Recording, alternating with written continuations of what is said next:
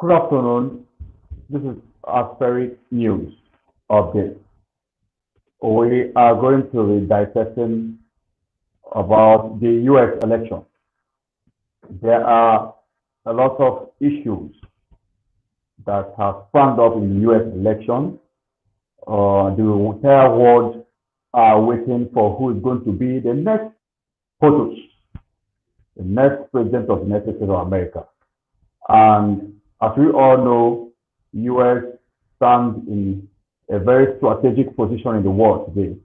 So I will be discussing with a public analyst, Odunze Emmanuel, who will be trashing and looking at issues that that's taking place in the US election for the past 1 week till today, which is the final day. The announcement will be made. So, Emmanuel, I want to get your thoughts. Can you hear me, Emmanuel? Yeah, I'm with you, Clinty. Okay. Good afternoon. Good afternoon, Clinty. I hope you're fine. Yeah, I'm fine. How are you doing? I'm okay. I'm okay, bro. So I want to get your thoughts, Emmanuel. You're a public affairs analyst. I want to get your thoughts on the problem. What are the problems you think that are posing as a threat to Trump candidacy? Oh, thank you very much, Clinty. Prior to 2016, before Donald Trump became the presidential candidate for the Republican, we all know he was a businessman. He had a lot of business cut across the United States of America and Europe, and he had a lot of vested interest in Russia in particular. So when he came up, when he got the presidential ticket to run for the Republican in 2016, people had their doubts if he was going to do well.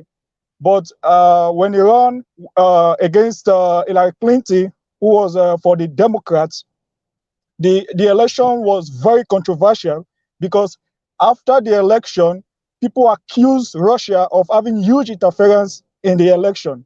In fact, some persons, some other blogs said it was the Russians that brought Donald Trump into government as the president of the United States of America. So for some persons, this was a very big problem because America's policy of isolationism is also not within the context, is also not within the context of removing itself from affairs that has to do with other countries, but also extends to having its own affairs done privately. So when Trump came in as president, that was the first issue he had, Russia interference in the election in 2016. Then secondly, when Donald Trump became president, he had a lot of lawsuits. A lot of women came up and accused him of sexual harassment. Now, the issue is that some of these lawsuits that came up before Trump even picked the ticket for the presidential candidacy. But when he became president, so a lot of women came up and said they were harassed by Trump. Some of them claimed to have worked for Trump as staffs. Then before you continue, there is no president in the world who wouldn't have issues and a lot of a kind of things coming up to pose as an impediment to his chances. Are you trying to say that there's this policies Trump enacted or brought in that is not in line with what the citizens of America have ever wanted? Is that what you're saying? Okay. Trump's foreign policy has been broken down into 4 stages. They call the populist. Before you go on to answer the question, you also mentioned the relationship between U.S. and Russia. These two countries for a long time have been perceived to be enemies. But Trump, don't you think Trump is trying to break that gap and build synergy or cohesion that can bring everlasting peace and unity between US and Russia? Okay, thank you. I want to bring something to your consciousness, Clinton. In politics and Okay, international relations, there's nothing like enemy. What you have is there's no permanent friend, there's no permanent enemy. So what you have is okay, permanent interest. Yeah, you can't okay, call anybody your enemy in international relations. You just have permanent interest. It is where your interest is at the end of the day that you focus your attention on. Mind you, the same United States of America that is logging heads with Russia right now in terms of contending in the balance of power in international relations, we're both of them we are very good friends prior to the Second World War. okay, So it is not a question of Donald Trump trying to bring a good relationship between the United States of America and Russia. No, it is called the balance of power. The role that Russia is playing in the world is very important. Likewise, the role United States of America is playing in the world is also very important. Now, back to the question on Donald Trump. Donald Trump's okay, foreign policy has been placed under four headings, which is the populist foreign policy, the protectionist foreign policy, the isolationist foreign policy, and the nationalist foreign policy. Now, these four policies have played strong roles and influenced Donald Trump's policy review during his 4 years as the president of the United States. Now, okay, there are some things that Donald Trump did when he came into power that people perceive to be as a threat, in quotes, to national peace and unity. Now, when Donald okay, Trump came into power, the first thing he did was to order travel ban to some Muslim states. He ordered the travel ban of some Muslim states from for traveling from those countries to the United States. Now, people saw that as a slap on their rights to travel and what have you. Then the second thing he did, he withdrew America's presence from the Trans-Pacific Partnership. America was a member okay, of the Trans-Pacific Partnership prior to when Trump came in. During the Obama administration, America has been there. But when Trump okay, came in, he removed America from the Trans-Pacific Partnership. He also withdrew America from the Paris Agreement on climate change. okay, okay. He went ahead. These are the points so far you have made, which is uh, an impediment to to to, Trump to his candidature. becoming re-elected and stuff like that. But I want to also know, what do you think Joe Biden has done right? Now, That will give you an Joe Biden is a very experienced presidential candidate. He has been a six-time senator in the United States of America. You know what that means. Joe Biden has I know. been in government since 2008.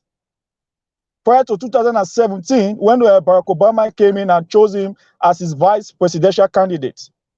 So Joe Biden has a whole lot of experience when it comes to running a government. Now, under Joe Biden's candidature as a vice president of America, you and I know that the issue of arms control has been very imperative in the United States of America. There are so many arms at the disposal of so many persons. So one of the strong things Joe Biden has been able to do is to bring the act controlling the use of arms in the United States of America.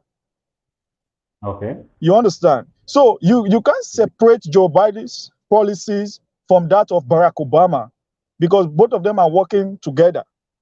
But Joe Biden has a lot of experience in terms of legislation, enacting of laws and all that. So for the American people, you need somebody with this kind of weight of experience who can be able to navigate the ship properly. You don't need somebody who is very quick to temper, who doesn't take his time to enumerate some of the action of his policies. So Joe Biden, as a Democrat, understands the intricacies that governs going on relationship with other countries. Because when he was with Obama, he was given so many responsibilities to handle issues that has to do with interaction with some other countries. So with this wealth of experience in the Senate, the Americans are they know that bringing it to forbear in their country, it will go a long way to help them make amends for some of the perceived mess they feel Donald Trump has caused for them. So for now, it's a matter of who is going to clear up the mess that Donald Trump has put the Americans into. It's a matter of perception. Some persons in America still feel that Donald Trump still remains one of the best presidents that has come out from America. But on the long run, you could see the chaos that has occurred in America, starting with the COVID-19, that the Americans felt Donald Trump didn't handle properly. Instead of him to come out categorically and address the issue, he started throwing blame games with countries like China. Then you could see the Black Lives Matter protests that came up that almost ripped America police department apart. So Donald Trump has been hit with a lot of crises, and I think the issue now is who is going to clean up the mess. And Joe Biden, with his weight of knowledge in the Senate, seems to be the best person for the job. Okay. As we speak now, both are open in, and before 45 hours, we were able to know the outcome of the U.S. election. But before we go on the next question, which should be on the gang up against Trump, as we all know, Hillary Clinton, Bill Clinton, and Barack Obama are all Democrats. Gathered their supporters, and they have made sure that all the arsenals are in order to get rid of Trump. But before you said that we're going to take a quick break, and when we come back, we'll look at those issues if Donald Trump will actually survive this gang up. Stay tuned.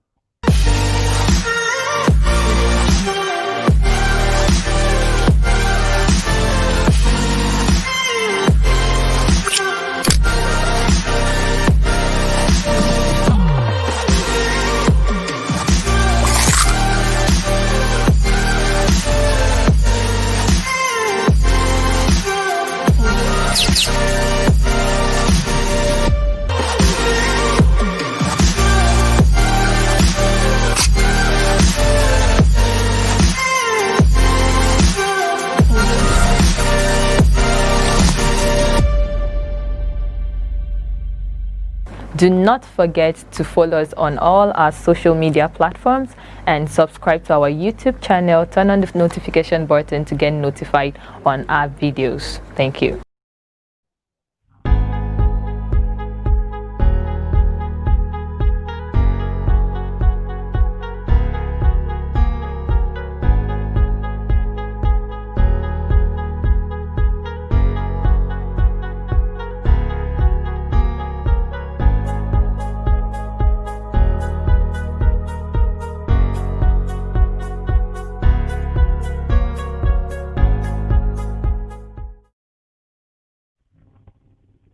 Okay, welcome back.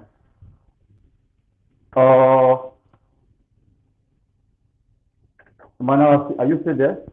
Yeah, I'm with you, Mr. Clinton. Okay. Like I said before we went on break, there are a lot of gang up against Donald Trump at the moment. We have one, Barack Obama, the former president, the predecessor, who handed over to Trump. Hillary Clinton, the former Democratic presidential candidate that Trump defeated. Then we also have Bill Clinton, the former Democratic elected president. These are all Democrats with a wide range of supporters cut across the 50 states in the United States.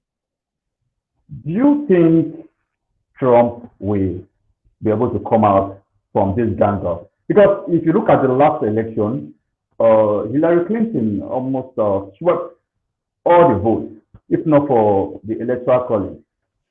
How does Donald Trump go to get this vote from Electoral College? Because the Electoral College, as you all know, is strategic. Right now, from the statistics we have on the net, Biden is leading. There are still some votes up for grabs. Do you think Donald Trump will still get the votes of the electorate from Electoral College? Okay, thank you. One thing you should understand is Donald Trump is a Republican, and the gang up you're talking about are all Democrats. And you and I understand that America is cut across Democrats and Republicans.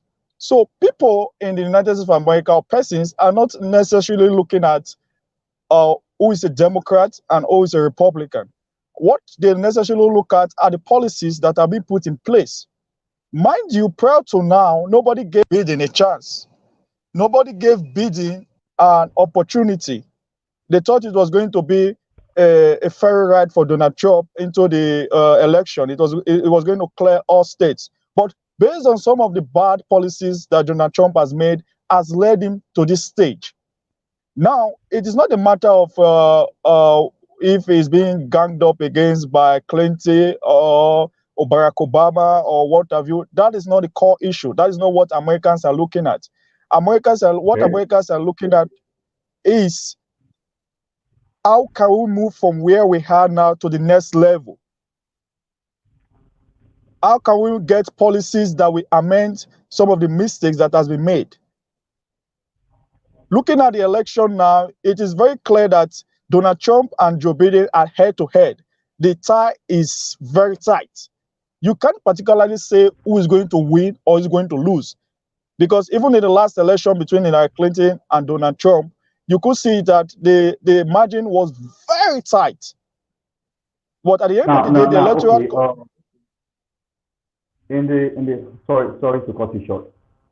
In a few hours ago, Donald Trump actually, I think, approached some of his supporters to ask for election for the voting process and everything to stop at the moment. Do you think he's afraid because he's trying to cite an issue of electoral fraud that has been associated with Democrats? He's accusing the Democrats of electoral fraud. So do you think Trump is actually afraid of losing the election? For me, I think that art is not only being afraid. Donald Trump is trying to sabotage a democratic process. That is an electoral sabotage for me, because you're raising concerns and fears for an election that is still ongoing, saying you are heading to the Supreme Court, asking the Supreme Court to stop voting so that the ballots can be counted, knowing fully well that some electronically made ballot papers, if they come in time, can still be counted and still part of the process. For me, Donald Trump is using his power as incumbent president to sabotage the process in the United States. What ordinarily he should have done is to allow voting to be concluded and the ballots to be counted. That is the normal thing to do. Now, it is still possible for Donald Trump to come out and emerge as the president of the United States. But if he is not careful enough, he is going to use his impulsive nature to undermine the whole electoral process. So it is imperative Donald Trump understands that it is an election that is still ongoing, and there are bodies responsible for conducting election in every sovereign state. No kind of eyebrow has been raised on electoral hijacking the process electorally by the electorate. Donald Trump is the only person coming out. Donald Trump is the only person coming out to say the process is being marred by irregularities. This is not something you get from a president who is supposed to portray the country in a very good limelight as the #1 diplomat of the country. Okay, there's a response from Biden. Biden is telling his supporters to be calm, that he is back on track to win this election. Do you think that's actually the new situation of things there? Of course, Joe Biden is doing perfectly well. That is why I told you something. This election is 50-50. Whoever wins this election, it's not going to come as a surprise to me. Prior to now, I myself thought Donald Trump had a upper hand in winning this election. But with the events that have played out over time, especially this year, it's become very clear that Joe Biden has a big chance of emerging as the president of the United States. So what is obtainable now is for both parties to keep their head cool and allow the electoral college to do their job. The race is very tight. The race is very tight right now. It is 50-50. And people have come out massively to vote for the candidate of their choice. So what Donald Trump and Joe Biden should do is to keep their heads cool and let the candidate win, and let the best candidate win at the end of the day. It's a 50-50 thing. Okay. In summarization, do you think Trump will be reelected, or there will be a political shift in favor of Joe Biden? Well, that is a $1 billion question you just asked me. If I should put my money, in this type of a situation, honestly, Clinton, I don't know where I will put my money. It is a tight race. Just as I told you earlier, anything can happen. But the way things are going right now, if I should submit my own evaluations, I think Joe Biden has a very big chance of emerging as the president of the United States. Okay, thank you very much, Emmanuel Odunze. Thank you. Thank you for giving us your verdict on the US election. Thank you for making our time to speak with us. We hope to get back to you in subsequent editions of our political programs. I appreciate you for your time. Thank you, Mr. Clinton. All the best. All right. We are going to call it a wrap for today. It has been a very wonderful discussion with Emmanuel Odunze, a public affairs analyst, giving us his take and opinion on U.S. elections. We are also praying that the election will not be marred with irregularity. At the end of the day, one person will emerge, either Joe Biden or Donald Trump. Thank you for giving us your time. Do not forget to subscribe once more to Aspheric TV News on Facebook, Twitter, and Instagram. You can also go to YouTube, search for Aspheric TV News, and click on notifications for our subsequent updates on political news, sports, and business. I remain yours to service, Clinton of Rome, saying goodbye. See you again.